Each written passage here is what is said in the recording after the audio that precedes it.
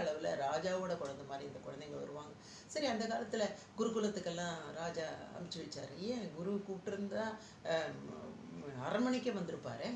அப்படி இல்லாமல் குரு கிட்ட அந்த மண் தரைக்கு ஒரு அரசனோட நாளைக்கு அரசனாகக்கூடிய அந்த இளவரசனை அங்கேயே அனுப்பணும். அதுவும் சின்ன வயசில் 5 வயசுக்குள்ளேயே அனுப்பணும்.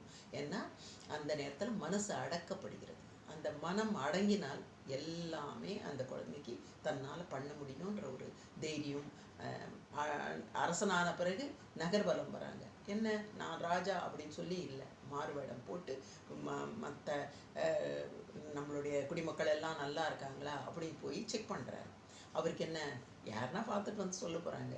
ஆனால் அவரே போய் எல்லாரும் சௌக்கியமாக இருக்காங்களா, சந்தோஷமாக இருக்காங்க, அந்த மாதிரி ஒரு பரந்த மனப்பான்மை, வீரம் எல்லாமே அந்த குழந்தைக்கு அரசனாக போகிறவங்களுக்கு இருக்கு. ஆனால் எல்லாரும் இந்நாட்டு மன்னர்னு பாரதி சொல்லியிருக்காரு இல்லையா? நம்ம குழந்தைங்களும்